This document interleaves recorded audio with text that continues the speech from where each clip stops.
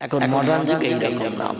আল্লাহ নবী বলছেন ইসমি আওলাদুকুম কাইসমিল আম্বিয়া। ও দুনিয়ার উম্মত মণ্ডলীরা, ও ইমানদার মুমিনেরা, তোমরা শোনো, ইসমি আওলাদুকুম, আল্লাহ যদি তোমাদের কোনো সন্তান দান করে, ছেলে দান করে, মেয়ে দান করে, ওদের নামগুলো নবী পয়গম্বরদের নামের সঙ্গে ছেলেদের নামগুলো রাখবে, আর মেয়েদের নাম পয়গম্বরী বিবিদের নামের সঙ্গে রেখে দেবে। সাহাবীরা বলেন, ইয়া রাসূলুল্লাহ, ওল্ড মডেল যুগে পয়গম্বররা পৃথিবীতে এসেছে হাজার হাজার বছর আগে, পয়গম্বরের বিবিরাও হাজার হাজার বছর আগে পৃথিবীতে এসেছে, তারা বিদায় নিয়ে কবরস্থ হয়ে গেছে। ওল্ড মডেলের যুগের নাম রাখলে আমাদের কি লাভ হবে? মানুষ লাভে লোহা বইতে চায়, বিনা লাভে তুলোর বস্তাও কেউ মাথায় নিতে কথা বলে চায় না, তুলোর বস্তাও কেউ মাথায় নিতে চায় না, লাভে লোহা বইতে চায় সকলে। ইয়া রাসূলুল্লাহ, এই যুগে অতীতকালের পয়গম্বরদের নামের সঙ্গে ছেলেদের নাম, পয়গম্বরের বিবিদের নামের সঙ্গে মেয়েদের নাম রাখলে লাভ কি হবে? রাসূল বললেন, শোনো, আদম সফুল্লাহ থেকে ঈসা রুহুল্লাহ পর্যন্ত যত পয়গম্বর পৃথিবীতে এসেছে, ওই পয়গম্বরদের নামের সঙ্গে তোমার ছেলের নামটা রেখে দিলে, পয়গম্বররা হিসাব নিকাশবিহীন যখন জান্নাতে যাবে, নামের বন্ধুকে হাসরের মাঠ থেকে খুঁজে বার করে জান্নাত হালাল বানিয়ে দেবে। আল্লাহ পাক কোরআনে কম বেশি 7-8 জন পয়গম্বরের নাম কোট করেছেন, আমাদের ছেলে মেয়েদের নাম ওই নামে রাখার জন্য, জান্নাত যাতে ছেলে মেয়েরা হালাল বানাতে পারে। জোরে বলুন একটু সুবহানাল্লাহ। কারবা নাম আদম, কারবা নাম শীশ, কারবা নাম ইদ্রিস, কারবা নাম নূহ, কারবা নাম ইব্রাহিম, কারবা নাম ইসমাইল, কারবা নাম ইসহাক, কারবা নাম ইয়াকুব, কারবা নাম ইউসুফ, কারবা নাম দাউদ, কারবা নাম সুলাইমান, কারবা নাম মূসা, কারবা নাম হারুন, কারবা নাম হুদ, কারবা নাম লূত, কারবা নাম সালেহ, কারবা নাম জাকারিয়া, কারবা নাম ইয়াহইয়া, কারবা নাম আইয়ুব, কারবা নাম ইউনুস, কারবা নাম শুআয়ব, কারবা নাম ইলিয়াস, কারবা নাম উযাইর, কারবা নাম ঈসা, কারবা নাম মুহাম্মাদুর রাসূলুল্লাহ। জোরে বলুন একটু সাল্লাল্লাহু আলাইহি ওয়াসাল্লাম। কজন হলো? তাবারুক হবে না, এই আমতলায় তাবারুক রান্না করছেন দেখে এসেছে তো, নাম কটা গুনতে যদি না পারে তো তাবারুক কি করে দেব? আল্লাহু আকবার। আমার ভাইরা, পয়গম্বরদের নাম বললে মাইকে আওয়াজ মাঠ ভেঙে বেরিয়ে চলে যাবে, ও জীবন আর ফিরে আসবে এখানে কথা বলে যে আওয়াজটা হরেনের মাধ্যম দিয়ে মাঠ ভেঙে বেরিয়ে চলে যাচ্ছে, হাজার চেষ্টা করলে আওয়াজটা ফিরিয়ে আনা যাবে, ও তো ফিরিয়ে আনা যাবে না। কিন্তু নাম কটা যদি গুনে রাখি, মুখস্থ করার দরকার নাই, কারণ এতগুলো নাম আপনাদের 2-10 বার বলবো মুখস্থ হবে না। ঠিক বললাম না? 2-10 বার বলবো মুখস্থ হবে না, তবে একটু গুনে রাখেন, মেমোরিতে জমা থাকলে যে কোনো দিন বলতে পারবেন এই কটা।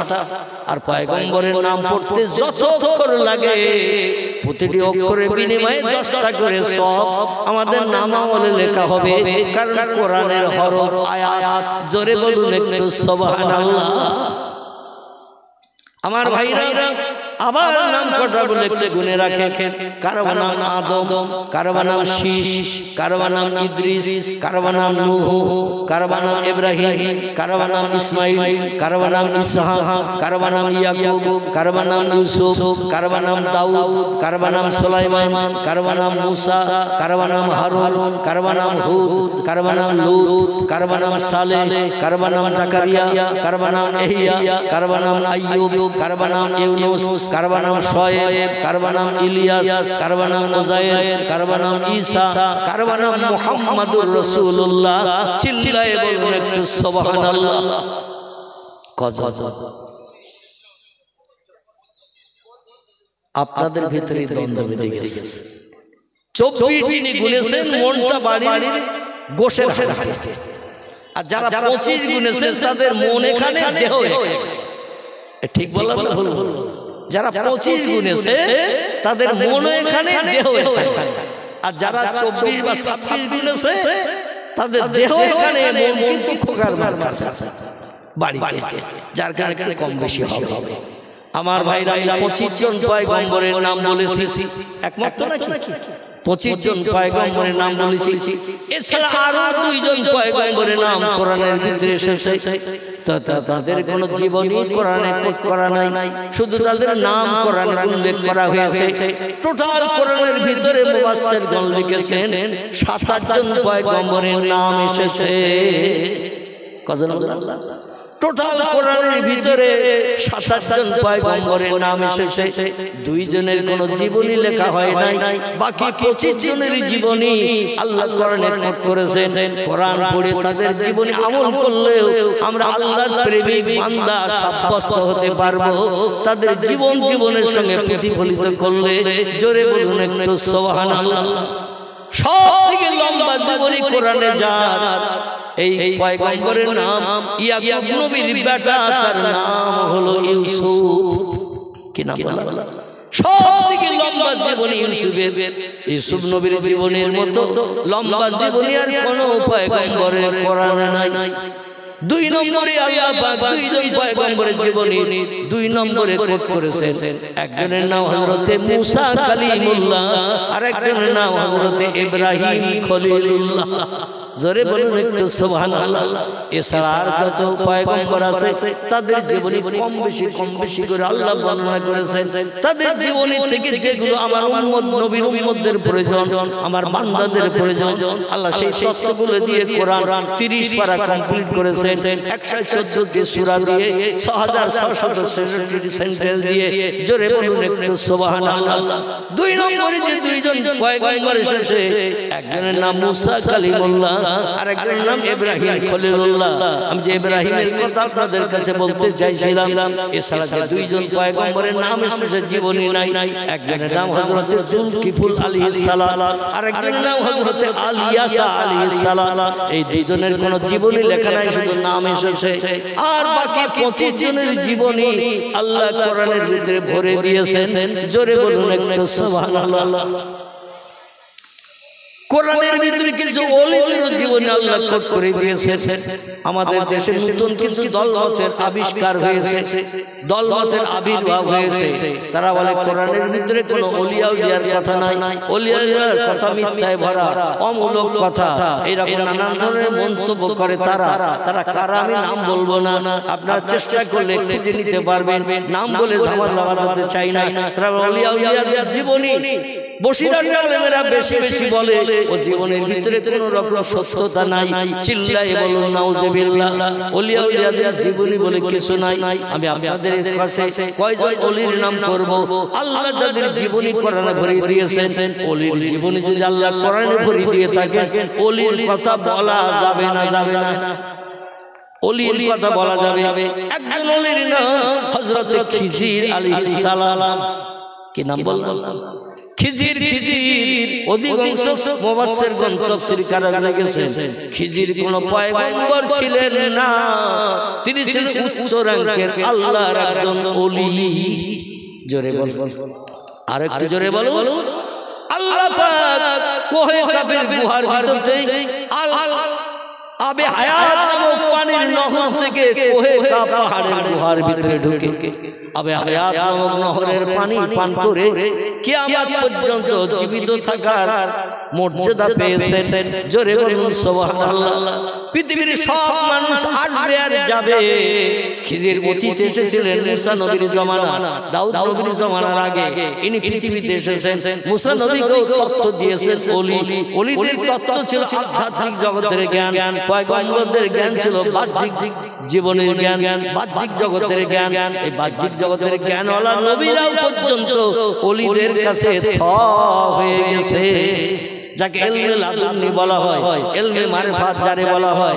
এই আধ্যাত্মিক জগতের জ্ঞান আল্লাহর তরফ থেকে যারা পেয়েছে, বাহ্যিক আলেম হাফেজ কারি মুফতিরা এই আধ্যাত্মিক জগতের জ্ঞানীর পাশে মোটে দাঁড়াতে পারবে না, যখন তখন ফুৎকারে হাওয়ায় উড়ে যাবে। জোরে বলুন সুবহানাল্লাহ। মুসা নবীরে প্রশ্ন করলেন লাজবাব হয়ে গেল, দাউদ নবীরে প্রশ্ন করলেন লাজবাব হয়ে গেল। জোরে বলুন একটু সুবহানাল্লাহ। এমন জ্ঞান আল্লাহ ওলিদের দান করেছিলেন। এই ওলির নাম হযরত খিজির আলাইহিস সালাম কোহে কাফের গুহা থেকে পানি বার করে পান করার কারণে কিয়ামত পর্যন্ত তার দীর্ঘজীবী বানিয়েছেন।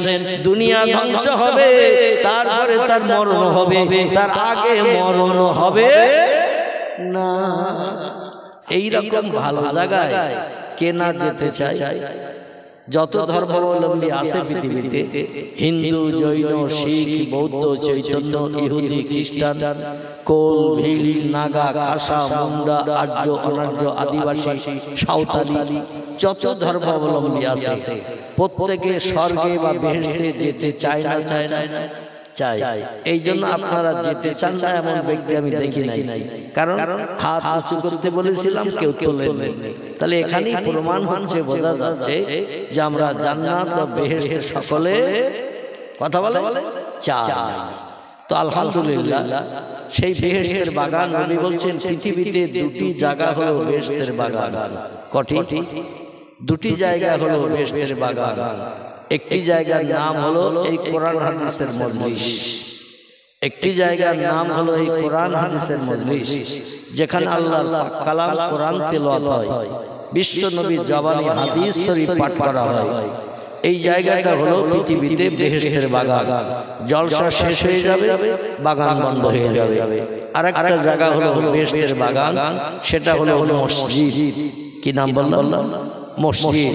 কারণ এখানে গল্প গুজব, কথাবার্তা, হাসি ঠাট্টা কিছুই চলে না। মসজিদ হলো ইবাদতের জায়গা। আল্লাহ নবী বলছেন খায়রুল বিকায়ে মাসাজিদুহা ওয়া শাররুল বিকায়ে আসওয়াকুহা। পৃথিবীতে উত্তম ভালো জায়গা যদি কিছু থাকে, সেই জায়গাটার নাম হলো মসজিদ। পৃথিবীতে নিকৃষ্ট খারাপ জায়গা যদি কিছু থাকে, সেই জায়গাটির নাম হলো মার্কেট বা বাজার, যেখানে নিত্য প্রয়োজনীয় জিনিসপত্র কেনাকাটা করা যায়। নবী বলছেন সবথেকে খারাপ জায়গার নাম বাজার, আর সবথেকে উত্তম জায়গার নাম মসজিদ। মসজিদে থাকলে নিরাপদে আপনি থাকতে পারবেন, কেন ওখানে কোনো ব্যক্তি কোনো ব্যক্তির উপরে আঘাত করে না, কেউ কারো নামে বাজে মন্তব্য করে না, কেউ কাউরে গালি দেয় না, কেউ কারো উপরে অত্যাচার করে না। মসজিদ হলো ভালো জায়গা। সেই জায়গায় থাকলে আল্লাহর রহমত বর্ষিত হয়, আর এই জায়গায় বসলে আল্লাহর আসমানি রহমত বর্ষিত হয়। যদি বলেন হোয়াট ইজ দ্য ডকুমেন্ট, তাহলে আগামীতে বক্তৃতার ভিতরে তত্ত্ব আসলে কোরআনের আয়াত দিয়ে তত্ত্ব দিয়ে মগজ সাফ করা হবে ইনশাআল্লাহ। জোরে বলুন আমিন। এজন্য আশেপাশে যারা আছেন, ঘুরে ঘুরে বেড়াচ্ছেন বা বিভিন্ন গল্প গুজবে মত্ত আছেন, আমি সকলের কাছে অনুরোধ রাখছি, এই মজলিসের সৌন্দর্য শ্রীবৃদ্ধি করুন, এখানে এসে বসে পড়ুন। আর কর্তৃপক্ষ, যুবক ভাই তোমরা যারা আছো, আমার ধারণা, যদিও আমি এই পাড়াটাই ঢুকি নাই, তবে তেমাথার ওখান থেকে ভিতরে প্রোগ্রাম আমি বোধহয় দুবার তিনবার এসেছি, যেখানে ওমর সিদ্দিকী আসতেন, জানেন তো, ওই তেমাথার ডান পাশে, ওখানে দুবার তিনবার আল্লাহ ধমকে নিয়ে এসেছেন। তবে ভালো মানুষের সমাগম হয়। তো এখানে যতটা প্যান্ডেল করা হয়েছে, আমি আশা রাখছি আরো কিছু জায়গা বাড়াতে হবে, এটা আমার ধারণা। হয়তো ভুলও হতে পারে, সত্য হতে পারে। যারা ভলেন্টিয়ার আছো, পিছনের দিকে আরো একটা জায়গা বাড়িয়ে দাও, অন্তত আমার বক্তৃতার সময়। তারপরে কেউ যদি কম্বলে ঢুকে যায়, সেটা তাদের ব্যাপার। অন্তত যত সময় আমি আসি, এখন যৌবন সময়, ঠিক কি না? জলসার যৌবন সময় 8টা 10টা। তো যাই হোক, নামাজের জন্য 2-5 মিনিট 7 মিনিট আমরা একটু অপেক্ষা করেছি, কারণ এই মক্তবে নামাজ হচ্ছিল। নামাজ চলাকালীন ওয়াজ করা যাবে, ওয়াজ করা যাবে না। আর নামাজ চলাকালীন ওয়াজ করলে মানুষের মন ওয়াজে যাবে, করাকাত পড়েছি এটারও খেয়াল আসবে না, ঠিক কি না? মন চলে যাবে অন্যদিকে। যার কারণে আমরা নিস্তব্ধতা অবলম্বন করে কিছু সময় অপেক্ষা করলাম। ইনশাআল্লাহ নামাজ শেষ হয়ে গেছে। সারা রাত আর নামাজের কোনো তাগিদ আছে? সারা রাত আর নামাজের কোনো তাগিদ না। আচ্ছা, আপনার বাড়িতে আসার সময় ইতিকাফের নিয়ত করে এসে বসলেন নাকি? আমি দুইটা কথা বলছি, দেখছি আপনারা কেউ কিচ্ছু বলছেন না, হুহাও করছেন। কি ইতিকাফের নিয়ত করে এসে বসলেন নাকি? এই মাস চলে যাবে, তারপর ইতিকাফের মাস আসবে। ঠিক বললাম না ভুল বললাম? এই মাস চলে যাবে, তারপরে ইতিকাফের মাস আসবে। তে মাসটা চলে যায়, এই মাস চলে যাওয়ার পরে যখন ইতিকাফের মাস আসবে, তাও রমজানের শেষ দশকে, কোন দশকে? শেষ দশকে 20 থেকে 30 এই দশকে ইতিকাফ করতে হয়, নীরবতা অবলম্বন করতে হয়, কথা বলতে নাই। তখন আমরা চিন্তা ভাবনা নেব ইনশাআল্লাহ। এখন একটু কথা বলবো। বক্তা শ্রোতা কথার বিনিময় করলে ওই মজলিসে জজবা তৈরি হয়, আর যে মজলিসে বক্তা শ্রোতার কথার বিনিময়ে জজবা তৈরি হয় আল্লাহ ওই মজলিসে রহমতের দরজা খুলে দেন। জোরে বলুন সুবহানাল্লাহ। আচ্ছা, রহমত আমরা কে কে চাই না? আর একটা বার একটু হাত তুলে দেখানো যাবে যে আমরা রহমত আল্লাহ চাই না, দয়া চাই না, করুণা চাই না? কি হাত তোলা যাবে না?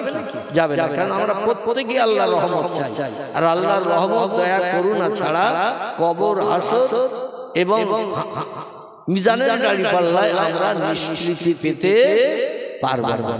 এই জন্য আল্লাহর রহমত আমরা প্রাপ্ত হয়ে যেন বাড়ি ফিরতে পারি, সে তৌফিক আল্লাহ আমাদের সকলকে দান করেন। সকলে বলুন আমিন। বাবাজি ওইখানে বসলে হবে না, একটু আমার কাছের দিকে গিয়ে আসতে হবে। পরে যারা আসবেন পিছনে বসবেন। উট কোরবানি সব থেকে আপনি কেন বঞ্চিত হবেন? তিরমিজি শরীফের হাদিস, পয়গম্বর মুহাম্মদ রাসূলুল্লাহ বলছেন, আলেমদের যত কাছাকাছি যে বসা যাবে আল্লাহ খুশি হয়ে যে তাদের সারা জীবনের সগীরা গুনাহগুলো maaf করে দিয়ে বেগুনা বানিয়ে দেবেন। জোরে বলুন সুবহানাল্লাহ। আরে জ্যৈষ্ঠ মাসের গরমের মতো পাতলা হয়ে বসবেন। জ্যৈষ্ঠ মাসের গরমে মানুষ গায়ে গায়ে বসতে চায় না, গরম লাগার ভয়। এখন মাঘ মাস এখনো যায়নি, ঠিক কি না? মাঘ মাস চলছে। আমাদের দেশে বাংলা একটা প্রবাদ আছে, মাঘের শীত আলহামদুলিল্লাহ। এইরকম আমার কথা টেনে বললে তো খুশি হই। আমি একটু চুপ করে থেকে রেস্ট নিতে পারি, হাফ টাইম করতে পারি। আর সব কথা আমার বলতে হলে তো অসুবিধা দেখা দেবে। এই জন্য আমার কিছু কথা আপনাদের জানা থাকলে সঙ্গে সঙ্গে আবার মাইকে আওয়াজ বাড়াতে হবে। যেরকম ছিল সেরকম রাখো। বেশি জোর দিলে গম গম করবে, ঢোল তবলার মতো। বক্তা বক্তৃতা করে বক্তাও বুঝবে না, শ্রোতা বুঝতে পারবে না। আমার কণ্ঠের আওয়াজ শুনলেই এনাফ, যথেষ্ট। ও দরজা খুলে কারো শোনার দরকার নাই। যারা মজলিসে বসবে না তাদের দরজা জানলা খুলে শোনার দরকার নাই। আর ও শুনে কোনো লাভ হবে না। কারণ দেখবেন মুরগি যখন তাবায় দেয় ডিম দিয়ে, দেখেছেন তো নাকি? মেয়েরা মুরগির ডিম দেয়, তাবায় দিয়ে বসায়। এবার মুরগি সেই ডিমের উপরে বসিয়ে দেয়। আচ্ছা, যে ডিমে তা লাগবে না ও ডিমে বাচ্চা হবে? ও ডিম কি হয়? ঘোলা পড়ে যায়। ও ডিম ঘোলা পড়ে যায়। সেই খোদার কসম, এটা হলো একটা তাবা। আজকে কি বললাম? তাবা। এর বাইরে যারা থাকবে হাজারো আওয়াজ শুনবে, কিন্তু ওরা ঘোলা পড়া ডিমের মতো হবে। ওরা ঘোলা পড়া ডিমের মতো হবে। ও ডিমে কোনো কাজ হবে না। এই জন্য একটু কষ্ট করতে হবে। আল্লাহ পাক কোরআন পাকে তথ্য দিয়েছেন, লাইসা লিল ইনসানি ইল্লা মা শাআ। আল্লাহ কোরআনে বলছেন মানুষের জন্য কোনো কিছুই নাই, তবে চেষ্টা করে যেটা অর্জন করে আল্লাহ সেটা তাদের দেয়। জোরে বলুন সুবহানাল্লাহ। লাইসা লিল ইনসানি ইল্লা মা শাআ। মানুষ চেষ্টার দ্বারা যেটা অর্জন করে সেটাই তার নসিবে জড়বে। ঘরে কোরিয়ান কম্বল মুড়ি দিয়ে শুয়ে থাকবে জানালা খুলে, ওর নসিবে জড়বে কিছু জড়বে না, শুধু আওয়াজ শুনবে। আপনারা এসেছেন, আপনাদের সাধুবাদ জানাই। এই রকম কোরআনী মজলিসে বেহেশতের বাগানে মরণের দিন পর্যন্ত আমাদের সকলকে আসার এবং বসার সুযোগ আল্লাহ যেন দান করেন। সকলে বলুন আমিন। যারা আশেপাশে আছেন, চায়ের দোকানে, মিষ্টির দোকানে বা মুদিখানার দোকানে দুনিয়াবি গল্প গুজব না করে সকলেই বাগানে আসুন। যেদিন আপনার পাশে কেউ দাঁড়াবে না, সেই দিন এই কোরআনের মজলিস আপনাকে টেনে নিয়ে জান্নাতে চলে যাবে। জোরে বলুন সুবহানাল্লাহ। আসেন, বসেন। আলহামদুলিল্লাহ, আলহামদুলিল্লাহিল্লাযী হাদানা লিহাযা ওয়া মা কুন্না লাউলা আন হাদানাল্লাহ ওয়া আশহাদু আল্লা ইলাহা ইল্লাল্লাহু وحده لا شريك له شهادة من آمن بالله وكفر بالجبت والطاغوت وأشهد أن سيدنا ونبينا وحبيبنا وشفيعنا وسندنا ومولانا محمدا صلى الله عليه وسلم عبده ورسوله نبي المكارم الأخلاق الموصوف وبالكمال الأوصاف المنعوت فقد قال الله تعالى في كلامه المجيد وفي الفرقانه الحميد أعوذ بالله من الشيطان الرجيم بسم الله الرحمن الرحيم من آمن بالله واليوم الآخر وعمل صالحا فلهم أجرهم عند ربهم فلا خوف عليهم ولا هم يحزنون সকলে প্রাণ খুলে উচ্চ রবে গলা ছেড়ে বলুন আল্লাহু আকবার। আর একটু জোর হবে না? বক্তারা বক্তৃতা করলে ভিতরের গেঞ্জি পর্যন্ত পানিতে চুবালে যেমন গেঞ্জি ভিজে যায়, বক্তাদের ভিতরের গেঞ্জি ওই রকম ভিজে যায়, জামাও পর্যন্ত ভিজে যায়। কারণ বক্তৃতা করার কারণে।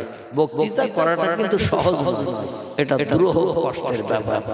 আপনারা বসে বসে যদি শুধু শুনেন, আওয়াজ কম তোলেন, তো আপনারা তো হিমালয় পাহাড় হয়ে যাবে ভাই।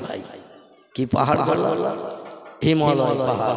আমাদের ভারতের উত্তরে নেপাল ভুটানের দেশে একটি পাহাড় আছে, এই পাহাড়টির নাম হলো হিমালয়। এই পাহাড় গরম না ঠান্ডা? আলহামদুলিল্লাহ, পাহাড়টা হলো ঠান্ডা। বিজ্ঞানীরা তথ্য দিয়েছেন পাহাড় থেকে 4 কিলোমিটার দূরে কোনো মানুষ যদি খালি গায়ে 3.5 থেকে 4 ঘন্টার মতো খালি গায়ে দাঁড়িয়ে থাকে, ওর জন্য বাঁশ কাটতে হবে, শ্মশানে ওরে নিয়ে যেতে হবে। তার মানে বোঝা গেল লোকটা পাহাড়ে ঠান্ডায় আড়ষ্ট হয়ে মারা যাবে। তো আমি চাইছি না আপনারা মাঘ মাসের শেষ লগ্নে চুপ করে বসে থেকে হিমালয় পাহাড় মতো হয়ে ঠান্ডা হয়ে যান। আপনাদেরও কণ্ঠের আওয়াজ আমার সঙ্গে তুললে অবশ্যই আপনারা গরম হয়ে যাবেন ইনশাআল্লাহ। তো একটু আওয়াজ তুলতে আপত্তি আছে কারো? আপত্তি নাই। আর যার আওয়াজ তুলতে বলেছি তিনি কে? আল্লাহ সুবহানাহু ওয়া তাআলা। সেই আল্লাহর নামের আওয়াজ তুলতে আমাদের আপত্তি আছে? যে আল্লাহ পাক সমস্ত সৃষ্টির সেরা করে আমাদের পৃথিবীতে পাঠিয়েছেন। বাঘ বানাননি, ভল্লুক বানাননি, হাতি বানাননি, গন্ডার বানাননি, জলস্থি বানাননি, সিংহ বানাননি, হিংস্র জীব জন্তু বানাননি, আবার ইঁদুর, কুকুর, বিড়াল, সাপ, বিচ্ছু, ব্যাঙ, মাছি, মশা, পিপীলিকা, কীট পতঙ্গ, জীব জন্তু আমাদের কিছুই বানাননি। আল্লাহ আমাদের বানিয়েছেন সমস্ত সৃষ্টির ভিতরে সেরা করে। বর্তমান প্রযুক্তি যুগের বিজ্ঞানীরা তথ্য দিচ্ছেন আল্লাহ পৃথিবীর সৌন্দর্য শ্রীবৃদ্ধির জন্য সৃষ্টি পাঠিয়েছিলেন পৃথিবীতে 18,000-এর মতো। কত বললাম? তফসিরে রুহুল বায়ান, তফসিরে মাওজিহুল কোরআন, তফসিরে বায়ানুল কোরআন, তফসিরে বাইজাবি, তফসিরে কাশফ, তফসিরে জিলালুল কোরআন, বিখ্যাত তফসিরের কিতাবে লেখকেরা লিপিবদ্ধ করেছেন এই পৃথিবীর সৌন্দর্য শ্রীবৃদ্ধির জন্য আল্লাহ পাক রব্বুল আলামিন সৃষ্টি পাঠিয়েছেন 18,000। কোন বর্ণনাকারী তফসিরের কিতাবে লিখেছেন, তফসিরের কিতাবে বর্ণনা করেছেন 18,000 থেকে কিছু বেশি পাঠিয়েছিলেন। আবার কোন বর্ণনাকারী তাফসীরের কিতাবে লিখেছেন 18,000 থেকে সীমিত কিছু কম ছিল। কেউ বলেছেন 18,000, কেউ বলেছেন 18 থেকে কিছু বেশি, কেউ বলেছেন সীমিত কম। তো অধিকাংশ তাফসীরের কিতাবে লেখা হয়েছে পৃথিবীতে সৃষ্টির সংখ্যা আল্লাহ পাঠিয়েছিলেন 18,000। এই সৃষ্টি থেকে প্রোডাকশন হাইব্রিড বাড়তে এখন বর্তমান সৃষ্টির সংখ্যা 21শ শতাব্দীর যুগে 1.5 লক্ষ ছাড়িয়ে গেছে। কতটা বলা? এখান থেকে 20-50 বছর আগে দেখবেন আপনি পাঙাশ ট্যাংরার নাম কোনোদিন শোনেননি, দেখা তো তেলাপিয়া মাছ জীবনে দেখেননি, হাইব্রিড মাগুর জীবনে দেখেননি। ঠিক বললাম না ভুল বললাম? আমার ভাইরা জাপানি পুরি জীবনে দেখেননি। হাইব্রিড প্রোডাকশন বাড়িয়ে ফসল আদি থেকে শুরু করে এখান থেকে 20-50 বছর আগে জার্সি গরু দেখেছেন। একটু কথা বলতে হবে। জার্সি গরু দেখেননি আমার ভাইরা, যার দেহটা মহিষের গরুর মতো, মাথার দিককার পোর্শনটা পিঠের দিকে তাকালে আপনি দেখবেন মহিষের ভাব, যার ঝুটি টুটির কিচ্ছু বালাই নাই, ঘাড় গর্দন সমান। ঠিক বললাম না ভুল বললাম? এই জার্সি গরু আপনি জীবনে দেখেননি। আর কত কিছু হাইব্রিড পশু, হাইব্রিড জিনিস এই পৃথিবীতে তৈরি হচ্ছে। এর থেকে ওর থেকে প্রোডাকশন দিয়ে পোল্ট্রি মুরগি দেখেছেন এখান থেকে 20-50 বছর আগে। কথা বলে পোল্ট্রি মুরগি দেখেননি। এখন বাজারে যাচ্ছেন, আত্মীয় আপনজন এসেছে, দেশি মুরগি আর দরকার নাই, পোল্ট্রি নিয়ে বিসমিল্লাহ আল্লাহু আকবার, যত খাবি খা। ঠিক না ভুল? এ তো ছিল না, তখন সৃষ্টির সংখ্যা ছিল 18,000। এর থেকে ওর থেকে প্রোডাকশন নিয়ে বিজ্ঞানীরা বানিয়েছে 1.5 লক্ষের মতো সৃষ্টি। আগামীতে আরো বাড়বে না কমবে? আরো বাড়বে।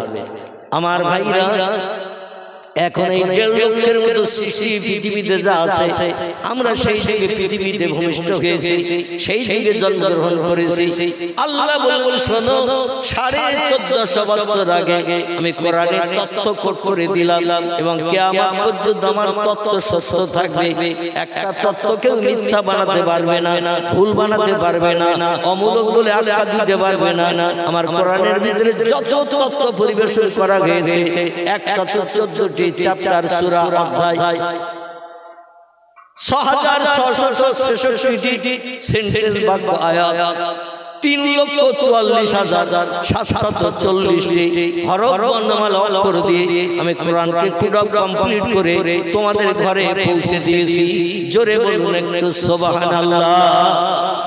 পৃথিবীর কোন মানুষ এই কোরআনের 114টি চ্যাপ্টার, সূরা, অধ্যায়, 6666টি সেন্টেন্স, বাক্য, আয়াত, 3,44,740টি হরফ, বর্ণমালা, অক্ষর। আবার কোন বর্ণনাকারী কিছু কম বেশিও বলেছেন, গুনতে যে কিছু কম বেশি বলেছেন। যাই হোক, এই কোরআনের একটা অক্ষর কিয়ামত পর্যন্ত কেউ পরিবর্তন করাতে পারবে না। কোরআনে যা ছিল অতীতে, বর্তমানে তাই আছে, ভবিষ্যতেও তাই থাকবে। জোরে বলুন একটু সুবহানাল্লাহ। আল্লাহ কোরআনের শুরুতেই তত্ত্ব দিলেন আমাদের মগজ সাফ করার জন্য। আল্লাহ কোরআনের শুরুতেই ইন্ট্রোডাকশন, সূচনা ভূমিকাতে জানালেন, যালিকাল কিতাবু লা রাইবা ফিহি। জোরে বলুন একটু আল্লাহু আকবার। আল্লাহ বলেন, আমার পবিত্র বাণী লাউহে মাহফুজে সংরক্ষিত মিষ্টি মধুর সত্য কথা, যেটা উম্মতে মুহাম্মাদের কল্যাণের জন্য অতীতকালে সংরক্ষণ করে রেখেছিলাম, আর শেষ পয়গম্বরের কাছে নাযিল করলাম। শেষ পয়গম্বরের পরে কিয়ামত অবধি আর কোনো পয়গম্বরের আগমন হবে না, কোনো নবী পৃথিবীতে আসবে না। এই কোরআন পৃথিবীর কিয়ামত অবধি মানুষের জন্য এনাফ যথেষ্ট হবে। এই জন্য আমার কোরআনের ভিতরে যত বিষয়ে তথ্য দেওয়া হয়েছে, যত নবী আম্বিয়াদের কথা বলা হয়েছে, যত ওলিয়া উলিয়াদের জীবনী কোট করা হয়েছে, যত বিজ্ঞানের কথা বলা হয়েছে, যত দর্শনের কথা বলা হয়েছে, যত ইঞ্জিনিয়ারের কথা বলা হয়েছে, যত ভূতত্ত্ববিদ সম্পর্কে তথ্য দেওয়া হয়েছে, গাছপালা সম্পর্কে যত তথ্য দেওয়া হয়েছে, লা রাইবা ফিহি, একটা তথ্যের ভিতরে শস্য দানা পরিমাণ সন্দেহ নাই এবং কোনো ভুল নাই, কোনো বাজে কথা লেখা নাই। ইট ইজ ট্রু ফ্যাক্ট, সব কথাগুলো সত্য। জোরে বলুন একটু সুবহানাল্লাহ। সেই কোরআনে আল্লাহ পাক 114টি সূরা চ্যাপ্টার অধ্যায় দান করেছেন। একটি সূরার নাম হলো সূরাতুত তিন। কি নাম বললাম? সূরাতুত তিন। তিন শব্দ দিয়ে আল্লাহ সূরাটা শুরু করেছেন, এজন্য তিন নাম দিয়ে সূরাটা কোট করেছেন। আমি একটুখানি আপনাদের কাছে আলগা করি, তাহলে বুঝতে সুবিধা হবে। বিসমিল্লাহির রহমানির রহিম।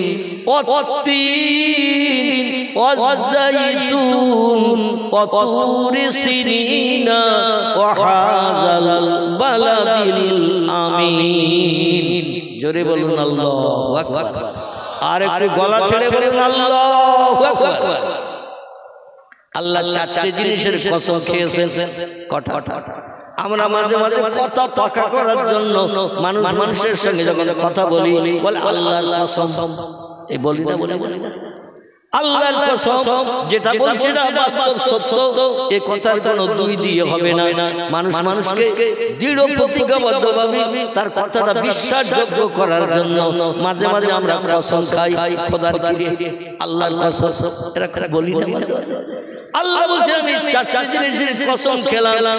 তিন ফলের কসম খেলাম, জাইতুন ফলের কসম খেলাম, ওয়া-তুরি সিনিন এবং মক্কার শহর বালাদুল আমিন, মক্কার কাবা শরীফের শহর, আর সিনাই পর্বতের কসম খেয়ে তোমাদের বলছি, চারটি জিনিসের কসম খেয়ে বলছি, আমার বান্দারা শোনো, লাকাদ খালাকনাল ইনসানা ফি আহসানি তাকবীর। জোরে বলুন আল্লাহু আকবার। আল্লাহ বলছেন শোনো রে মানুষ, চারটি জিনিসের কসম খেয়ে তত্ত্ব দিচ্ছি, যাতে তোমরা অবিশ্বাস না করো, অমূলক ধারণা না করো। আল্লাহর কথা ঠিক হতেও পারে, না হতেও পারে, নাউজুবিল্লাহ, এমন ধারণা যাতে না করো। এই জন্য চারটি জিনিসের কসম খেয়ে বলছি, যত সৃষ্টি আমি পৃথিবীতে বানিয়েছি, যত সৃষ্টি পৃথিবীতে পাঠিয়েছি, সমস্ত সৃষ্টির ভিতরে মানুষ হলো সেরা। আর একটু জোরে হবে না? আল্লাহ বলছেন যা সৃষ্টি চোখে দেখতে পাও, যা চোখে দেখতে পাও না, সব সৃষ্টির ভিতরে আমি মানুষকে শ্রেষ্ঠ করে বানিয়েছি। চিল্লাই বলুন আল্লাহু আকবার। আমরা হলাম সেই মানুষ। তাহলে আল্লাহ নামের আওয়াজ আমরা পরিষ্কার করে তুলবো না বাঘ তুলবে? কথা বলতে হবে। ভল্লুক কি আল্লাহর নামের আওয়াজ আমাদের মতো বলতে পারবে? আল্লাহু আকবার এটা বলতে পারবে? সিংহ পারবে? গন্ডার পারবে? জলহস্তি পারবে? ইঁদুর পারবে? কুকুর পারবে? ব্যাঙ পারবে? সাপ পারবে? দেখবেন কুকুর ডাকে ঘেউ ঘেউ করে, গরু ডাকে হুম্বা হুম্বা করে, ছাগল ডাকে প্যাঁ প্যাঁ করে, বিড়াল ডাকে ম্যাও ম্যাও করে, পাখি ডাকে কিচির মিচির করে। ঠিক বললাম না ভুল বললাম? আর যত সৃষ্টি আছে তারা কেউ আল্লাহু আকবার আমাদের মতো সুন্দর করে বলতে পারে না। সেই আল্লাহর নামের আওয়াজ একটু তুলতে বলছিলাম।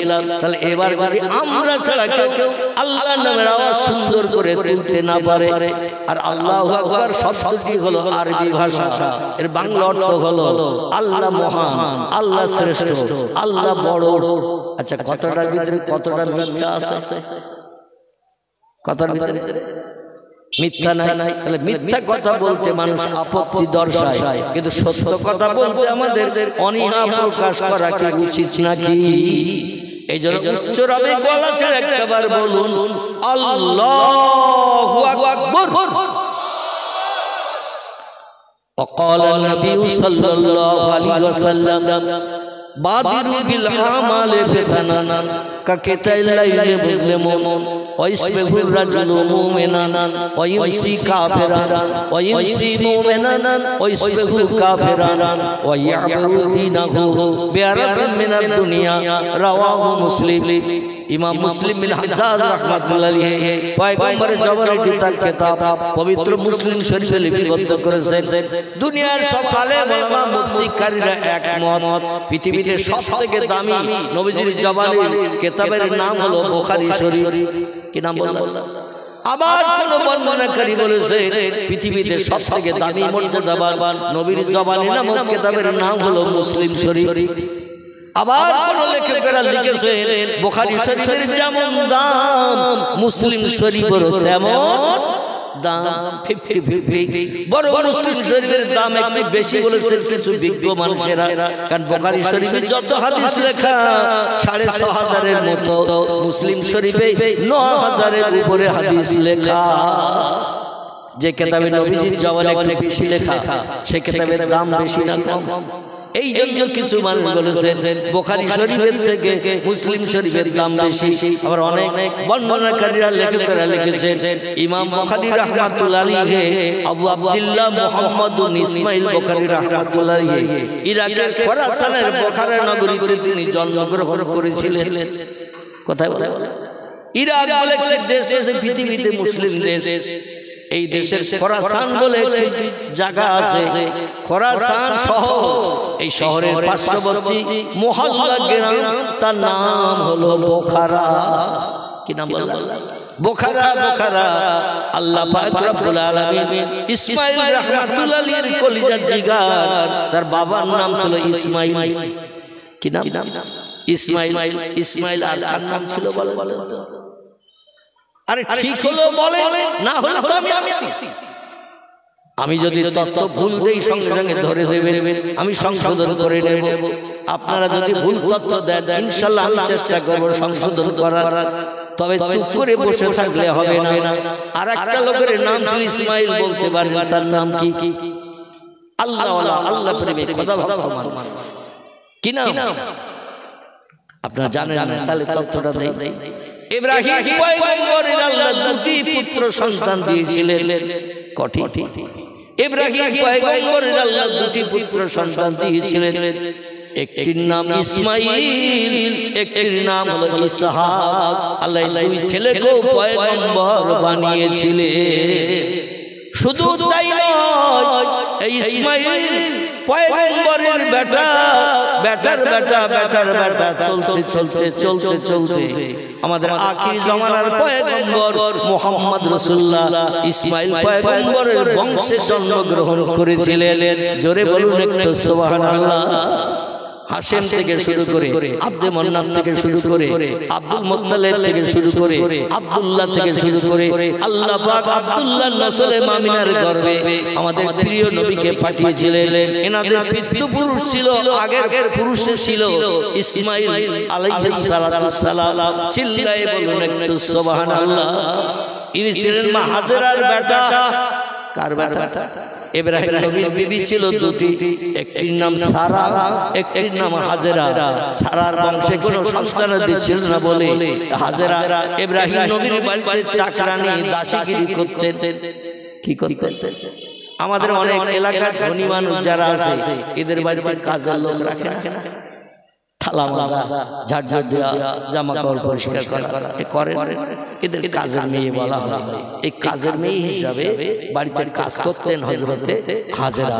দেখতে খুব সুন্দরী ছিল আমার ভাইরা।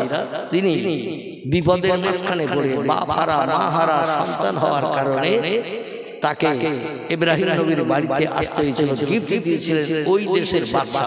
লম্বা ঘটনা, নদীকে খুব বেশি যাব না, আসল জায়গায় আপনাদের পৌঁছাতে পারবো না। তো বাদশা গিফট দিয়েছিলেন পয়গম্বরকে, তাই গিফট হিসাবে হাজিরাকে নিয়ে এসেছিলেন। বাড়িতে কাজকর্ম করাচ্ছেন। হাজিরা কোনোদিন কোনো কাজের ভুল ধরতো না বা কাজের উপরে হিংসা করতো না, কোনো প্রতিকার করতো না। বাড়ির মালিক ইব্রাহিম খলিলুল্লাহ। আর বিশ্ব সুন্দরী নারীদের ভিতরে একজন নারী ছিলেন, তার নাম হযরত সারা। বাদশা জাতি ছিলেন তিনি, বাদশার কন্যা ছিলেন। জোরে বলুন একটু সুবহান। আর একজন নারী ছিলেন পৃথিবীতে বিশ্ব সুন্দরী, তার নাম ছিল জুলাইখা। জীবনের শেষ লগ্নে পয়গম্বর ইউসুফ নবীর সঙ্গে তার প্রণয় হয়েছিল, বিয়ে হয়েছিল। জোরে বলুন একটু সুবহানাল্লাহ। আমার ভাইরা, আরেকজন বিশ্ব সুন্দরী পৃথিবীতে ছিলেন, তিনি ছিলেন ফেরাউনের স্ত্রী। কি নাম বললাম? ফেরাউনের স্ত্রী, এর নাম ছিল হযরতে আসিয়া। জানেন তো? আরেকজন বিশ্ব সুন্দরী পৃথিবীতে পরবর্তীতে এসেছেন, তিনি হলেন আমাদের প্রিয় নবী রাহবার কামলিওয়ালা মুহাম্মদ রাসূলুল্লাহ জীবনের প্রথম স্ত্রী, যার নাম ছিল হযরতে খাদিজা। আর সৌদি আরবের দেশে মক্কা নগরী শুধু নয়, যত সৌদি আরবের দেশ ছিল, ইরাক, ইরান, জর্ডান, কুয়েত, আরব, পারস্য, তুরস্ক, লিবিয়া থেকে শুরু করে সৌদি আরব, আরো আমির শাহী, যত দেশ ছিল পার্শ্ববর্তীতে, সব দেশের ভিতরে মা খাদিজা ছিলেন অপরূপা বিশ্ব সুন্দরী। জোরে বলুন একটু সুবহানাল্লাহ। 80 বছর কোন বর্ণনাকারী বলেছেন, কোন বর্ণনাকারী বলেছেন 86 বছর বয়সে ইব্রাহিম নবী সন্তানের মুখ দেখতে পান নাই। কতদিন? 86 বছর বয়স পর্যন্ত কোন সন্তানের মুখ দেখতে পান নাই। স্বামী স্ত্রী মিলন থেকে শুরু করে যা কিছু করার করেছে, কিন্তু আল্লাহ যদি সন্তান না দেয়, হাজার চেষ্টা করলেও কি জমিতে ফসল হবে? হবে না। এই জন্য স্বামী স্ত্রী তাদের যা কর্তব্য কাজ, জীবন যৌবনে খোদা নিবৃত্তি করা, সব কিছু করেছেন, কিন্তু সন্তান নাই। আমাদের এলাকায় অনেক নারী, অনেক পুরুষ আছে, তারাও বেজোবা বাবা, হাজার ডাক্তার দেখিয়েছে, কিন্তু সন্তান হন হয়। আর অনেক ব্যক্তির বাড়ি 4-5টা বাচ্চা, ওরা বলে এক জায়গায় শোবো না, আবার ঝামেলা করে 7টা হতে পারে। মাঝে মধ্যে এক জায়গায় শয়ন করেছে স্বামী স্ত্রী, জীবন যৌবনে খোদা নিবৃত্তি করতে গেছে, মনে করুন বছরে একদিন, আর সেদিন স্ত্রী পেটে বাচ্চা দিয়েছে। এরকম হয় না? হয়। আল্লাহ যখন দেন তখন দেন। অনেক মানুষ ছেলের চেষ্টা করছে 6টা মেয়ে হওয়ার পরে, ছেলে একটা হোক, 6টা মেয়ে হয়েছে, সব তো বিয়ে দিতে হবে, লোকের বাড়ি যাবে, আমাদের ঘর বাড়ির মালিক কে হবে? আর একটা বার রিস্ক করি, দেখি অন্তত 7 নম্বরে ছেলে হয় কিনা। একটু রিস্কের চিন্তা ভাবনা নিয়ে স্বামী স্ত্রী মিলন ঘটালো, স্ত্রী গর্ভবতী হয়ে গেল। 9 মাস 10 দিন অতিবাহিত হওয়ার পরে একটা বাচ্চা প্রসব করলো। স্বামী বলল, আমি বাইরে আছি, স্ত্রী প্রসব বেদনা শুরু হয়েছে, বাইরে আছি, আল্লাহ যদি একটা ছেলে দেয়, আমি 10 কেজি সন্দেশ খাওয়াবো পাড়াকে। ক কেজি? 10 কেজি সন্দেশ খাওয়াবো। বসে আছে, টাকা পকেটে করে নিয়ে, শুধু করে আওয়াজ হবে, ও বুঝতে পারবে একটা বাচ্চা প্রসব হয়েছে। বাচ্চারা ছেলে হোক বা মেয়ে হোক, দুনিয়ার মুখ দেখলেই ওরা কাঁদে না? একটু কথা বলে কাঁদে। কথা বলতে কি পয়সা লাগবে? কথা বলতে পয়সা লাগবে। অনেক জায়গায় বক্তা স্টেজে কালেকশন করে, একটু নারায়ে তাকবীর আল্লাহু আকবার দেয়, বক্তা একাই দেয়, শ্রোতা বলে ও দিচ্ছে, ও যা করুন, আমি কেন আল্লাহু আকবার? তাই বক্তারা মাঝে মাঝে বলে, টাকা দিতে কষ্ট, তো আল্লাহু আকবারের ধ্বনি দিতে কষ্ট। এতে তো কষ্ট হওয়ার কথা নয়। আল্লাহর নামের আওয়াজ তুললে লাভ আছে না লস আছে? লাভ আছে। প্রতিটি অক্ষর কোরআনে আপনি তেলাওয়াত করবেন, পাঠ করবেন, 10টা করে সওয়াব আপনার নামামলে থলিতে লেখা হবে। জোরে বলুন সুবহানাল্লাহ।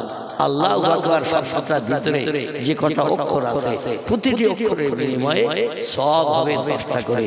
তাহলে আমরা আল্লাহর নামের আওয়াজে কোনটা বোধ করব? এ অনীহা প্রকাশ করব। যখনই বক্তারা বলতে বলবে আল্লাহু আকবার, সুবহানাল্লাহ, আলহামদুলিল্লাহ, লা ইলাহা ইল্লাল্লাহ, জিকির একটু বেশি বেশি করে করবেন। রাজি আছেন তো নাকি? কাল সকাল পর্যন্ত বেঁচে থাকবো, এ সার্টিফিকেট কোনো বিজ্ঞান দেবে, কোনো দার্শনিক দেবে, কোনো ইঞ্জিনিয়ার দেবে? FRCS London first class.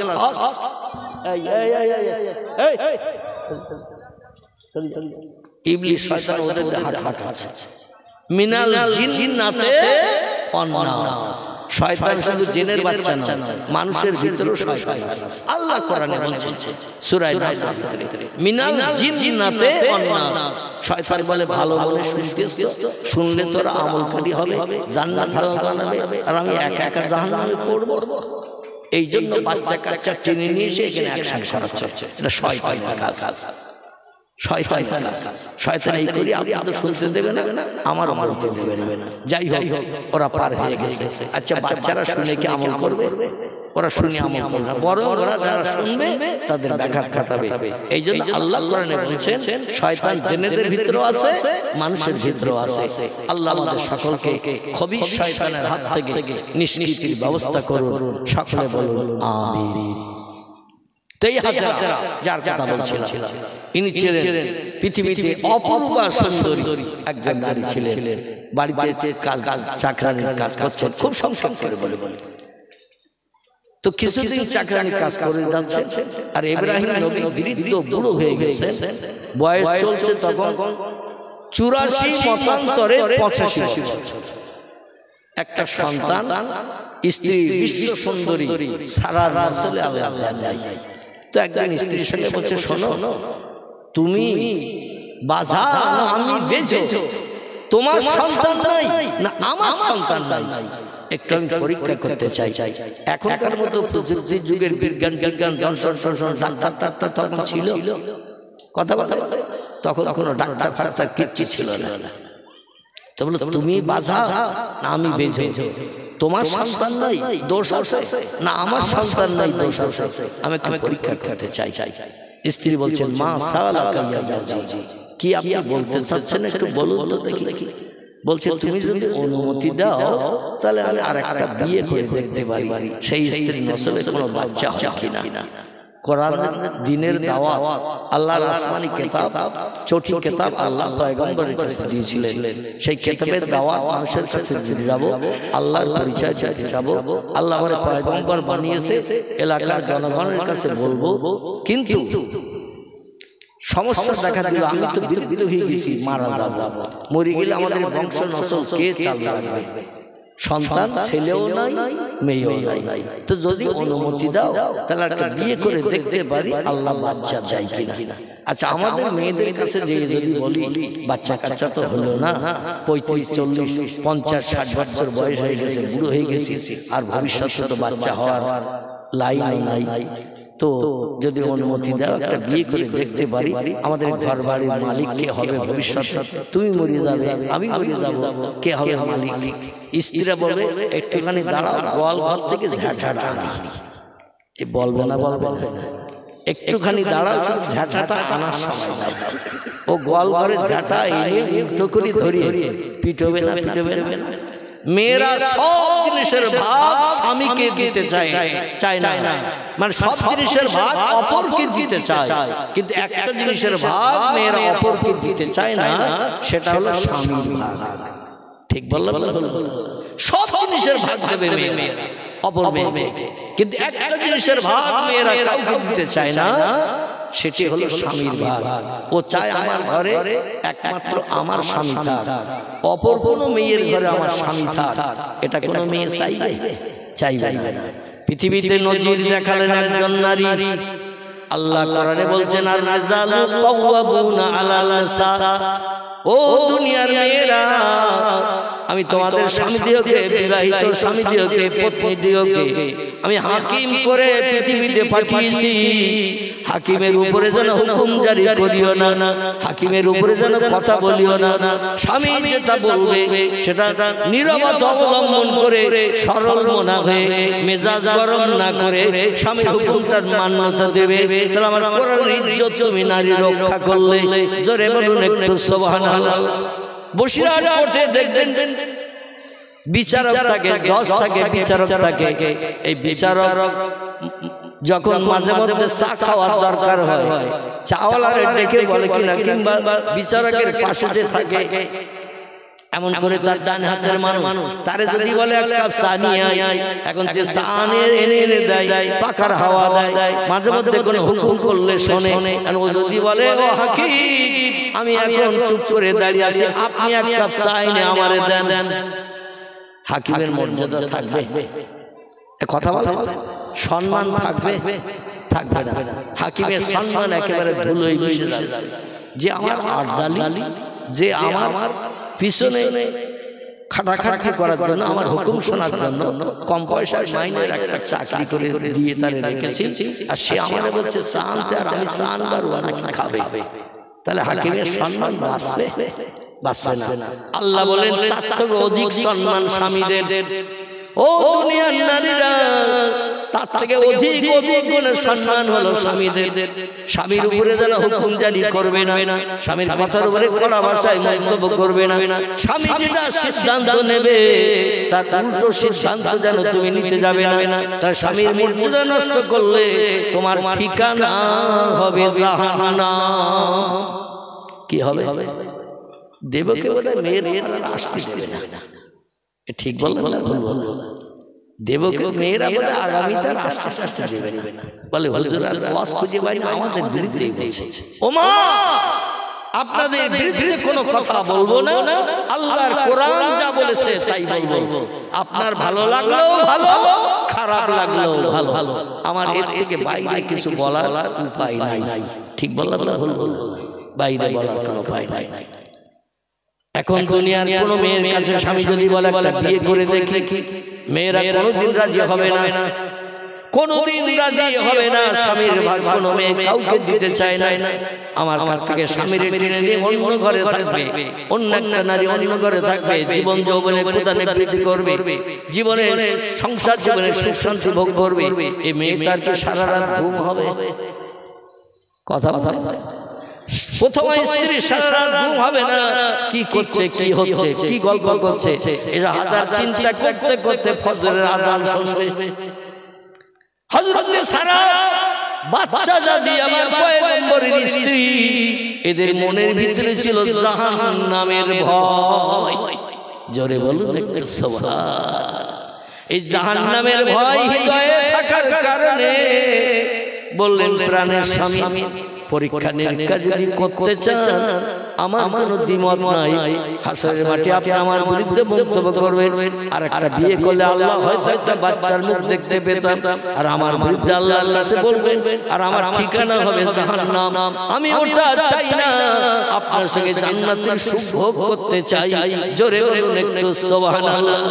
যদি বিয়ে করার শখ হয় তা বয়স হলো তখন, মনে করুন 84 মতান্তরে 85 বছর, এই সময়ে বিয়ের প্রস্তাব দিলেন বিবির কাছে, বাচ্চা হয় নাই বলে। স্ত্রী বললেন আপনি বিয়ে করতে পারেন, আমার কোনো আপত্তি নাই, আমি যদি অনুমতি না দিই আপনি বিয়ে হয়তো করবেন না, আল্লাহর দরবারে আসামির কাঠগড়ায় দাঁড়িয়ে যাব, এই জন্য আমি আপনার অনুমতি দিলাম। হযরত ইব্রাহিম খলিলুল্লাহ, পৃথিবীতে সবথেকে বেশি জ্ঞান হলো পয়গম্বরদের। কাদের বলেন? সবথেকে হাইলাইটের জ্ঞান, সবথেকে উচ্চশীল জ্ঞান হলো আল্লাহ পাকের। আল্লাহর পরের জ্ঞান হলো পয়গম্বরদের। পয়গম্বরদের পরের স্টেজের জ্ঞান হলো সাহাবায়ে কেরামদের, যারা পয়গম্বরদের সঙ্গে চলাফেরা করেছে, ওঠা বসা করেছে। এদের জ্ঞান দুনিয়ার সব মানুষের থেকে বেশি। সাহাবায়ে কেরামদের পরে আল্লাহ পাক জ্ঞান দিয়েছেন ওলি আউলিয়াদের। ওলি আউলিয়াদের পরের স্টেজের জ্ঞান হলো আলেম ওলামাদের। আলেম ওলামাদের পর জ্ঞান হলো বিজ্ঞান, দর্শন, ইঞ্জিনিয়ার, ডাক্তার, মাস্টার, যত ধরনের মানুষ আছে, চাষি, তাঁতি, কামার, কুমোর, সুতোর, ধোপা, নাপিত, ডাক্তার, কবিরাজ, মাস্টার, হাকিম, জজ, উকিল, ব্যারিস্টার। আলেম ওলামাদের জ্ঞানের পরের জ্ঞান হলো এদের। জোরে বলুন একটু সুবহানাল্লাহ। আলেমদের উপরের জ্ঞান হলো এই পৃথিবীতে ওলি আউলিয়াদের। ওলি আউলিয়াদের উপরের জ্ঞান হলো নবীদের, সাহাবীদের। সাহাবীদের উপরের জ্ঞান হলো পয়গম্বরদের। পয়গম্বরদের উপরের জ্ঞান হলো আল্লাহ সুবহানাহু ওয়া তাআলা। জোরে বলুন একটু সুবহানাল্লাহ। আল্লাহ বলেন ওমা উতিতুম মিনাল ইলমি ইল্লা কালিলা। ও পৃথিবীর মানুষ, তোমরা যত জ্ঞান অর্জন করেছো স্কুল কলেজে পড়াশোনা করে একটা সাদা কাগজে তোমাদের ডিগ্রি লিখতে গেলে 2-4 লাইন লেগে যায়। এমএ পাস করেছো, এমএসসি পাস করেছো, ল পাস করেছো, ব্যারিস্টার হয়েছো, উকিল হয়েছো, জজ হয়েছো, ডাক্তার হয়েছো, এমন করে বিভিন্ন জ্ঞান অর্জন করে ডিগ্রি লিখতে 2-4 লাইন লেগে যাবে। কিন্তু শোনো, তোমাদের জ্ঞান কতটা আমার সত্য কোরআনের তত্ত্ব পরিবেশন করলাম। ওমা উতিতুম মিনাল ইলমি ইল্লা কালিলা। জোরে বলুন একটু সুবহান। আল্লাহ বলছেন মানুষ, তোমাদের মগজে যে জ্ঞান, যে জ্ঞানের মাধ্যম দিয়ে ক্যালকুলেটর বানিয়েছো, কম্পিউটার বানিয়েছো, রিমোট কন্ট্রোল বানিয়েছো, স্যাটেলাইট বানিয়েছো, ইন্টারনেট বানিয়েছো, উপগ্রহ বানিয়েছো, চন্দ্রযান বানিয়েছো, পাতাল রেল বানিয়েছো, এমন করে কোল্ড স্টোর হিমঘর বানিয়েছো, ফ্রিজ বানিয়েছো, তোমরা বানিয়েছো রেডিও, বানিয়েছো ভিডিও, বানিয়েছো টেলিভিশন, এমন করে ভিসিআর, এমন কি তোমরা বানিয়েছো হাজারো ধরনের যন্ত্রপাতি। যেমন বর্তমান প্রযুক্তির যুগে আমরা হাটে যাই, বাজার করার পরে পকেটে হাত দিয়ে পয়সা বার করতে যাই, দেখি পয়সা আনা নাই। এরকম ঘটনা কারো ঘটে না? বাজারে মাল কেনার পরে পকেটে হাত দিচ্ছি, টাকা মিটাবো, হাত দিয়ে দেখি পকেট খালি। তখন বলছি ভাই মালটা রেখে দাও। সে গল্প বাড়ির থেকে এসেছি, টাকা আনা হয়নি। আচ্ছা, যে লোক টাকা নিয়ে বাজারে যায় নাই, মাল কিনে দোকানদার কাছে রেখে আসে, দোকানদার বিশ্বাস করতে পারছে না তুমি আর ফিরে আসবে, তো মালের থলেটা রেখে দাও, টাকা নিয়ে এসে দাও, আমি তোমার খুব বেশি চিনি না। এই মাঝে মাঝে বলে না দোকানদার, মালের থলে রেখে দাও। আচ্ছা, এই লোকটার পকেটে মোবাইল থাকে না? টাকা কি ভুল করেছে, কিন্তু মোবাইল কোনদিন ভুলে যায়? মোবাইল কোনদিন ভুলে না, কারণ রাস্তাঘাটে, পথে, হাটে, মাঠে একসাথে করতে হবে। একটুখানি আঙুল লাগাতে হবে, টাচ মোবাইল, আর সঙ্গে সঙ্গে প্রথম বেরিয়ে যাবে মনের মানুষ। কিসের মানুষ? অমুক চাচার মেয়ের ফটো, অমুক দাদার মেয়ের ফটো। এখানকার ছেলেদের অবশ্য মোবাইল সব কিচ্ছু নেই। আমি এদের নামে বদনাম দেব না, আমরা যাওয়ার সময় মার খেয়ে ফেলতে হবে। এরা কোনো মেয়ের ফটো রাখে না, যা রাখে সব নিজের স্ত্রীর ফটো রাখে। স্ত্রীর চেহারা দিকে যতবার তাকাবে আল্লাহ পাক আপনার জন্য নফল ইবাদত হিসেবে গণ্য করবেন, সওয়াব লিখবেন। জোরে বলুন সুবহানাল্লাহ। কিন্তু নিজের স্ত্রী তো ঘরে গেলেই পাওয়া যাবে। এদের স্ত্রীর ফটো মোবাইলে রাখে না, ও রাখে পাড়ার চাচার মেয়ের ফটো, দাদার মেয়ের ফটো। একটু আঙুল লাগালে মুস্কি মুস্কি হাসে, পটল ছড়া চোখ দিয়ে চাচার মেয়ে ঝর্ণা, জ্যোৎস্না, চম্পা, নাইস, বিউটি, ডলি, এরকম নাম আছে না?